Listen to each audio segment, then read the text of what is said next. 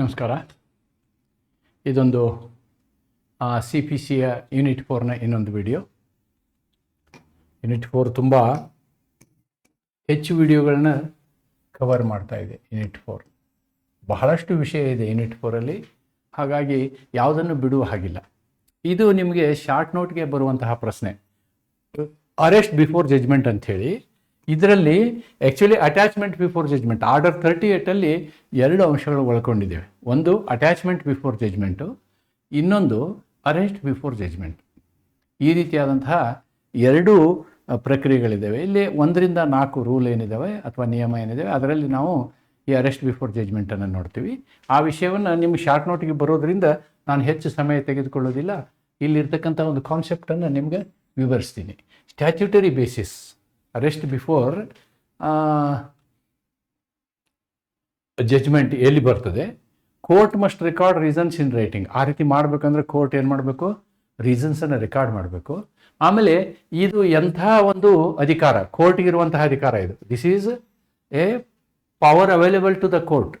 Essential conditions, ಯಾವ ಸಂದರ್ಭದಲ್ಲಿ, ಯಾವ ಷರತ್ತುಗಳ ಸಂದರ್ಭದಲ್ಲಿ ಇದನ್ನು ಮಾಡ್ತಾರೆ, ಮತ್ತು ಮಾಡುವಂಥ ಪ್ರಕ್ರಿಯೆ ಏನೋ ಅದಕ್ಕೆ ಸಂಬಂಧಪಟ್ಟಂಥ ಕೇಸ್ ಲಾಸು. ಇಷ್ಟನ್ನು ನಾವು ಇವತ್ತು ಈ ಒಂದು ವಿಷಯದಲ್ಲಿ ನೋಡ್ತೀವಿ. ಸೊ ನಾವು I am going to discuss about arrest before judgement. ಅಂದರೆ ಜಜ್ಮೆಂಟ್ ಕೊಡುವುದಕ್ಕಿಂತ ಮೊದಲೇ ಒಬ್ಬ ವ್ಯಕ್ತಿಯನ್ನು ದಸ್ತಗಿರಿ ಮಾಡುವಂಥ ಪ್ರಕ್ರಿಯೆ. ಸಾಮಾನ್ಯವಾಗಿ ಏನಾಗುತ್ತೆ ಅಂತಂದರೆ, ಒಂದು ತನಿಖೆ ನಡೆದಾಗ, ಟ್ರಯಲ್ ನಡೆದಾಗ, ವಿಚಾರಣೆ ನಡೆದಾಗ, ತನಿಖೆ ಅನ್ನೋದಕ್ಕಿಂತ ವಿಚಾರಣೆ, ನ್ಯಾಯಾಲಯದಲ್ಲಿ ವಿಚಾರಣೆ ನಡೆದಾಗ 2 ಪಾರ್ಟಿಗೂ ಒಂದು ಸ್ಟೇಜಲ್ಲಿ ಅವರಿಗೆ ಅನಿಸ್ತದೆ.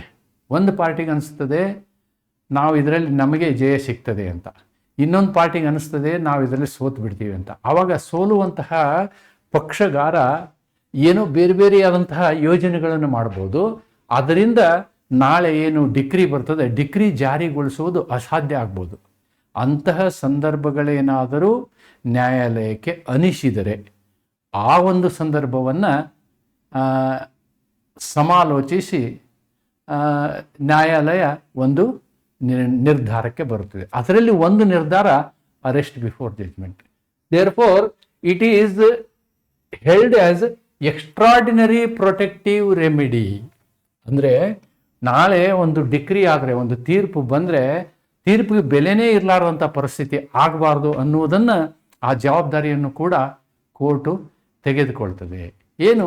Arrest before judgement is an extraordinary protective remedy under CPC that allows the court to detain the defendant before the trial concludes when there is a real risk that the defendant will abscond or obstruct execution of decree.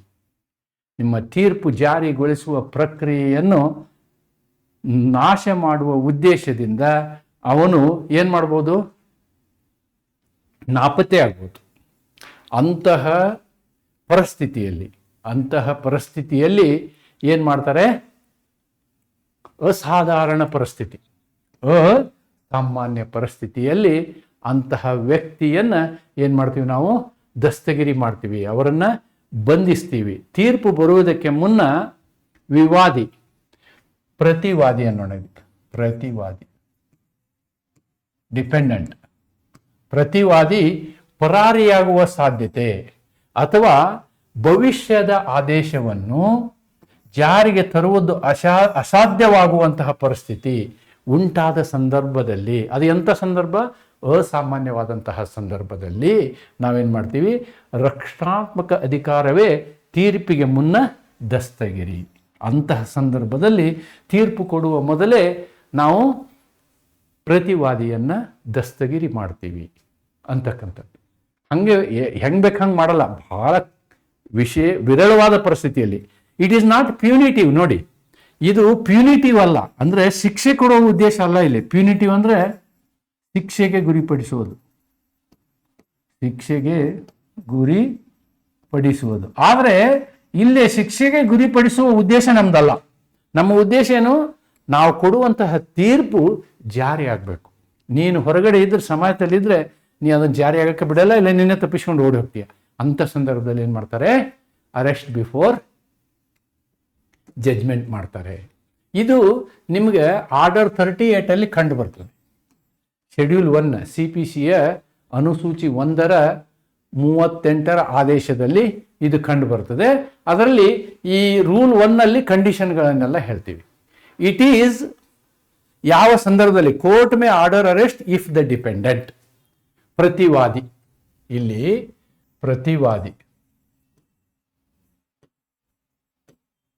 ಪ್ರತಿವಾದಿಯನ್ನು ದಸ್ತಗಿರಿ ಮಾಡ್ತೇವೆ ನಾವು. ಪ್ರತಿವಾದಿಯನ್ನು ದಸ್ತಗಿರಿಗೆ ಈ ಕೆಳಗಿನ ಸಂದರ್ಭದಲ್ಲಿ ಮಾಡಬಹುದು. Is about to ಎಬ್ಸ್ಕಾಂಡ್, ಅವರು ನ್ಯಾಯಿಕ ವ್ಯಾಪ್ತಿ, ಕ್ಷೇತ್ರ ವ್ಯಾಪ್ತಿ ಇರ್ತದೆ, ಅದನ್ನು ಬಿಟ್ಟು ಓಡಿ ಹೋಗುವಂತಹ ಸಾಧ್ಯತೆ ಇದ್ದಾಗ. Is about to dispose property, ಆ ಆಸ್ತಿಯನ್ನೇ ಮಾರಾಟ ಮಾಡುವಂತಹ ಸಂದರ್ಭವಿದ್ರೆ. Is about to remove property, ಅದು ಪ್ರಾಪರ್ಟಿ ಇರ್ಲಾರ್ದಂಗೆ ಮಾಡುವಂತಹ ಸಂದರ್ಭದಲ್ಲಿ. ನೋಡಿ, ಈ ರೀತಿ ಎಲ್ಲ ಘಟನೆಗಳು ನಡೀಬೋದು. ಅಲ್ಲಿರ್ತಕ್ಕಂಥ ಮೂವೇಬಲ್ ಪ್ರಾಪರ್ಟಿ ಆದರೆ ಅದನ್ನ ಎಲ್ಲೋ ನಾಪತ್ತೆ ಮಾಡಿಬಿಡ್ಬೋದು, ಅಥವಾ ಇಮ್ಮೂವೇಬಲ್ ಪ್ರಾಪರ್ಟಿ ಆದರೆ ಅದನ್ನು ಮಾರಾಟ ಮಾಡಿಬಿಡ್ಬೋದು, ಅಥವಾ ಅವನ ನಾಪತ್ತೆ ಆಗುವಂಥದ್ದು. ಈ ಎಲ್ಲ ಲಕ್ಷಣಗಳು ಕಂಡು ಬಂದ ಸಂದರ್ಭದಲ್ಲಿ ನ್ಯಾಯಾಲಯ ಏನು ಮಾಡ್ತದೆ, ಆದೇಶ 38ರ ಪ್ರಕಾರ ಅವನನ್ನು ದಸ್ತಗಿರಿ ಮಾಡುತ್ತೆ. 2 ಏನು ಹೇಳುತ್ತೆ, ರೂಲ್ 2 ಏನು ಹೇಳುತ್ತೆ ಅಂತಂದರೆ, ಈ ದಸ್ತಗಿರಿ ಮಾಡುವುದಕ್ಕಿಂತ ಮೊದಲು ಆ ಡಿಫೆಂಡೆಂಟ್ಗೆ ನೋಟಿಸ್ ಕೊಡ್ಬೋದು. Court must give defendant an opportunity. ನೋಡಿ, court must give, this is another mandatory thing. Court has to give him a notice. ಏನು ಅಪಾರ್ಚುನಿಟಿ? ಏನು opportunity? Show cause why you should not be arrested, ನಿನ್ನ ಯಾಕೆ ನಾವು arrest ಮಾಡಬಾರ್ದು ಅಂಥೇಳಿ. Or provide security for his appearance. ಎರಡು ಕಾರಣ ಕೇಳ್ಬೋದು ನಂಗೆ. ಸೋಕಾಸ್ ನೋಡು, ನಿನ್ನ ಅರೆಸ್ಟ್ ಯಾಕೆ ಮಾಡಬಾರ್ದು ಅಂತ ಹೇಳು, ಯಾಕಂದ್ರೆ ನಿನ್ನ ಮೇಲೆ ಈ ರೀತಿ ಗುಮಾನಿ ಇದೆ. ಅಥವಾ ನೀ ಏನು ಮಾಡು, ನಮಗೆ ಆ ಡಿಕ್ರಿ ಏನಿದೆಯಲ್ಲ, property, disputed property, shoot property ಅಂತೀವಿ ನಾವು ಅದಕ್ಕೆ, ಶೂಟ್ ವಿವಾದಿತ ಆಸ್ತಿ, ಅದಕ್ಕೆ ಸಂಬಂಧಪಟ್ಟಂಗೆ ನೀ ಕೋರ್ಟ್ಗೆ ಏನು ಮಾಡು, ಡಿಪಾಸಿಟ್ ಕಟ್ಟು, ಇಲ್ಲ ಅಂದ್ರೆ ನಿನ್ನ ಅರೆಸ್ಟ್ ಮಾಡ್ತೀವಿ ಅಂಥೇಳಿ ಶೋಕಾಸ್ ನೋಟಿಸ್ ಮೊದಲೇ ಕೊಡಬೇಕಾಗ್ತದೆ. Then extraordinary and used sparingly, ಬಹಳ ಎಚ್ಚರಿಕೆಯಿಂದ ಈ ಒಂದು ಅಧಿಕಾರವನ್ನು ನ್ಯಾಯಾಲಯ ಬಳಸ್ತದೆ. Plaintiff must show. ನೋಡಿ, ಇಲ್ಲೇನಾಗುತ್ತೆ ಅಂತಂದ್ರೆ, ಇಲ್ಲಿ ದಾವೇದಾರ ಅದಕ್ಕೆ ಸರಿಯಾದ ಕಾರಣಗಳನ್ನು ತೋರಿಸ್ಬೇಕು. ಇಲ್ಲ ಸ್ವಾಮಿ, ನಮಗೆ ಗ್ಯಾರಂಟಿ ಇದೆ ಹಿಂಗೆ ಮಾಡ್ತಾನೆ ಅಂತೆ. ದಾವೇದಾರನು ಡಿಕ್ರಿ ಜಾರಿಗೆ ಅಪಾಯವಿದೆ ಎಂಬುವ ನಿಜವಾದ ಕಾರಣವನ್ನು ತೋರಿಸಬೇಕು. Mere poverty or inability to pay is not enough. ಇಲ್ಲ, ಅವನು ಬಡವಿದಾನ, ಅವನಿಗೆ ಕೊಡೋಕ್ಕಾಗಲ್ಲ, ಆ ರೀತಿ ಹೇಳೋಕ್ಕಾಗಲ್ಲ, ಆ ರೀತಿ ಹೇಳೋಕ್ಕೆ ಆಗಲ್ಲ. That is another very important point.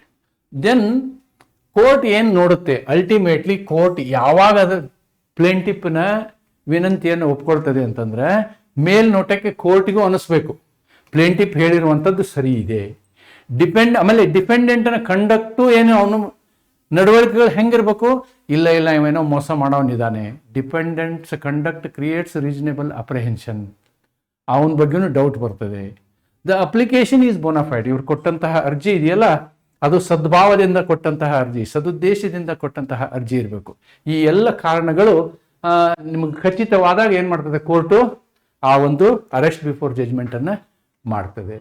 ಇದರ ಪ್ರೊಸೀಜರ್ ಹೆಂಗೆ, ಅರೆಸ್ಟ್ ಬಿಫೋರ್ ಜಡ್ಜ್ಮೆಂಟ್ ಮಾಡಬೇಕು ಅಂತಂದರೆ ಸೋಮೋಟೋ ಮಾಡಲ್ಲ. It is not suo motu. ದಾವೇದಾರ ಅರ್ಜಿ ಸಲ್ಲಿಸಬೇಕು, ಆಮೇಲೆ ಕೋರ್ಟು ಶೋಕಾಸ್ ನೋಟಿಸ್ ಕೊಡಬೇಕು. ಯಾರಿಗೆ? ಪ್ರತಿವಾದಿಗೆ ನೋಟಿಸ್ ಕೊಡಬೇಕು. ಆಮೇಲೆ ಡಿಫೆಂಡೆಂಟು ಏನು ಮಾಡಬೇಕು, ನನ್ನ ಅರೆಸ್ಟ್ ಮಾಡಬೇಡಿ, ಬೇಕಾದ್ರೆ ನಾನು ನಿಮಗೆ ಸೆಕ್ಯೂರಿಟಿ ಕೊಡ್ತೀನಿ ಅಂತ ಹೇಳಬೇಕು.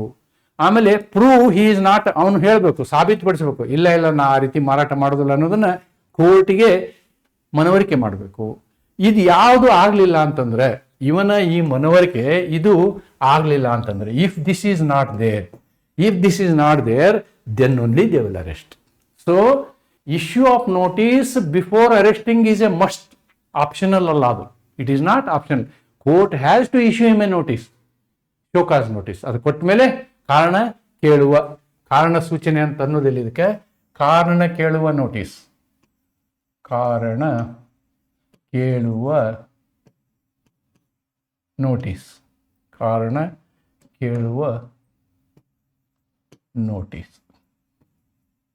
ನೋಟಿಸು ಕೊಡಬೇಕು. ಆ ನೋಟಿಸಿಗೆ ತಕ್ಕ ಉತ್ತರ ಸಿಗದೆ ಹೋದರೆ, ಸೆಕ್ಯೂರಿಟಿ ಸಿಗದೆ ಹೋದರೆ ಆವಾಗ ಏನು ಮಾಡ್ಬೋದು, ಅರೆಸ್ಟನ್ನು ಮಾಡ್ಬೋದು. Dependent is released on providing security. ಒಂದು ವೇಳೆ ದಸ್ತಗಿರಿಯನ್ನೇ ಮಾಡಿದರೆ ಆಮೇಲೆ ಅವನ ಪರವಾಗಿ ಸೆಕ್ಯೂರಿಟಿಯನ್ನು ಯಾರಾದರೂ ಪ್ರೊವೈಡ್ ಮಾಡಿದರೆ ಡಿಪೆಂಡೆಂಟನ್ನು ಅಥವಾ ಯಾರು ಪ್ರತಿವಾದಿಯನ್ನು ಬಿಡುಗಡೆ ಮಾಡಬಹುದು ಅಂತಕ್ಕಂಥದ್ದನ್ನು ನಾವಿಲ್ಲಿ ನೋಡ್ತೀವಿ. ಎಸ್, ಕೇಸ್ ಲಾ, ಇದಕ್ಕೆ ಸಂಬಂಧಪಟ್ಟಂತಹ ಒಂದು ಇಂಪಾರ್ಟೆಂಟ್ ಕೇಸ್ ಲಾ ಇದೆ. Raman technology process engineering versus Solanki traders ಅಂತಕ್ಕಂಥದ್ದು. Arrest before judgement is not a tool for coercive recovery. ನೋಡಿ, ನೀವು ಬಲಾತ್ಕಾರದಿಂದ ಒತ್ತಡದಿಂದ ರಿಕವರಿ ಮಾಡೋ ಉದ್ದೇಶಕ್ಕಲ್ಲ ಇದು ಇರೋದು ಅಂಥೇಳಿ ಈ ಪ್ರಕರಣದಲ್ಲಿ ಹೇಳ್ತಾರೆ. ಯಾಕೆ ಅಂತಂದರೆ ಓಡಿ ಹೋಗುವಂಥ ಸಾಧ್ಯತೆ ಇರಬೇಕು, ಅಥವಾ ಆಸ್ತಿಯನ್ನು ಮಾರುವಂಥ ಸಾಧ್ಯತೆ ಇರಬೇಕು, ಅಥವಾ ಆಸ್ತಿಯನ್ನು ಎಲ್ಲಿ ಕಾಣಲಾರ್ದಂತೆ ಮಾಡುವಂಥ ಸಾಧ್ಯತೆ ಇರಬೇಕು. ಆ ರೀತಿ ಇದ್ದಾಗ ಮಾತ್ರ ನೀವು ಯೂಸ್ ಮಾಡಬೇಕು. ಸುಮ್ಮನೆ ಅವನಿಗೆ ಅವ್ನು ಫೋರ್ಸ್ ಇದು ಕೊಡಲಿ ಅಂತ ಹೇಳಿ ಪ್ರೆಷರ್ ಹಾಕುವಂಥ ಟ್ಯಾಕ್ಟಿಕ್ಸ್ ಇದಲ್ಲ ಅಂಥೇಳಿ ಈ ಪ್ರಕರಣದಲ್ಲಿ ಹೇಳ್ತಾರೆ. ದೆನ್ ಪ್ರೇಮ್ರಾಜ್ ಮುಂಡ್ರಾ ಪ್ರಕರಣದಲ್ಲಿ versus Mohammed Manek Gazi, court laid down detailed principles on when arrest can be justified, must show real danger. ನೋಡಿ, ಈ ಪ್ರಿನ್ಸಿಪಲ್ ಏನು ಹೇಳ್ತಾರೆ, ನಿಜವಾಗಿಯೂ ನಿಮ್ಮ ಶೂಟ್ ಪ್ರಾಪರ್ಟಿ ಏನಿರುತ್ತಲ್ವ ಅದಕ್ಕೆ ನಿಜವಾದ ಅಪಾಯ ಇದ್ದರೆ ಮಾತ್ರ ನೀವೇನು ಮಾಡಬೇಕು, ಈ ಆರ್ಡರ್ 38ನ ಉಪಯೋಗ ಮಾಡಬೇಕು, ಇಲ್ಲಾಂದ್ರೆ ಮಾಡಬಾರ್ದು ಅಂತಕ್ಕಂಥ ಈ ಒಂದು ನಿರ್ಧಾರವನ್ನು, ಈ ತೀರ್ಪನ್ನು ಈ ಪ್ರಕರಣಗಳಲ್ಲಿ ಹೇಳಲಾಗಿದೆ. Therefore what we can say as a conclusion is arrest before judgement under order 38 is an exceptional interim safeguard.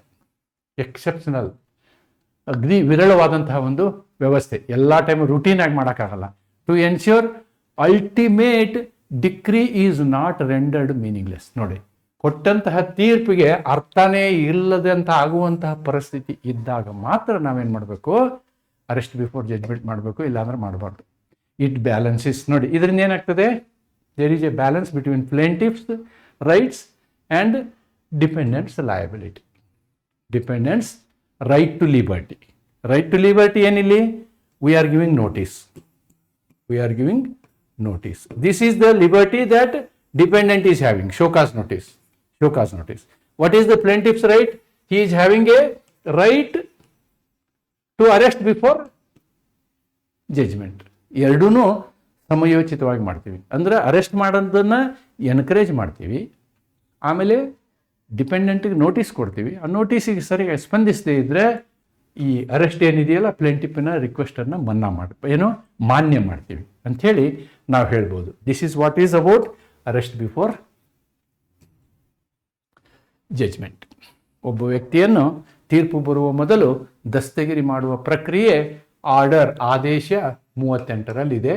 ಆಮೇಲೆ ಇದರಲ್ಲಿ it is available from rule 1 to 4 ಅಂತಕ್ಕಂಥದ್ದನ್ನು ನೋಡಬೇಕು. ನಾನು ನಿಮಗೆ ಇದರ ನೋಟ್ಸನ್ನು ಈ ಟೆಲಿಗ್ರಾಮ್ ಚಾನಲಲ್ಲಿ ಹಾಕ್ತೀನಿ. And I am telling you that this will be a very simple question and it is a question for short notes. ಆರಾಮಾಗಿ ನೀವು ಬರಿಬೋದು ಅಂತ ಹೇಳ್ತಾ ಮತ್ತೊಮ್ಮೆ ನಿಮಗೆ ಹೇಳ್ತಾ ಇದ್ದೀನಿ, ಈ ವಾರದಲ್ಲಿ ನಾನು ನಿಮ್ಮ ಯೂನಿಟ್ 4ಗೆ ಸಂಬಂಧಪಟ್ಟಂತಹ ಎಲ್ಲ ವಿಡಿಯೋಗಳನ್ನು, ಯೂನಿಟ್ 4ನ ನಾನು ಕಂಪ್ಲೀಟ್ ಮಾಡಿದರೆ ನಾನು ಹೇಳಿದ ಹಾಗೆ CPC is complete. That is what I have assured you. And what is left, unit 5ನಲ್ಲಿ ಲಿಮಿಟೇಷನ್ ಆ್ಯಕ್ಟ್ ಇದೆ. ನೋಡೋಣ ಲಿಮಿಟೇಷನ್ ಆ್ಯಕ್ಟ್ ಎಷ್ಟು ಮಾಡೋಕ್ಕಾಗುತ್ತೆ, ಟ್ರೈ ಮಾಡ್ತೀನಿ. But CPC I am definitely completing well before the exam ಅಂತ ಹೇಳ್ತಾ, ಮತ್ತೆ ಹೆಚ್ಚು ಏನು ಈ ಸಬ್ಸ್ಕ್ರಿಪ್ಷನ್ ಬರ್ತಾ ಇದೆ ಅವರಿಗೆಲ್ಲರಿಗೂ ಸ್ವಾಗತ ಹೇಳ್ತಾ ನನ್ನ ಇವತ್ತಿನ ಈ ವಿಡಿಯೋನ ಮುಕ್ತಾಯ ಮಾಡ್ತೀನಿ. ನಮಸ್ಕಾರ.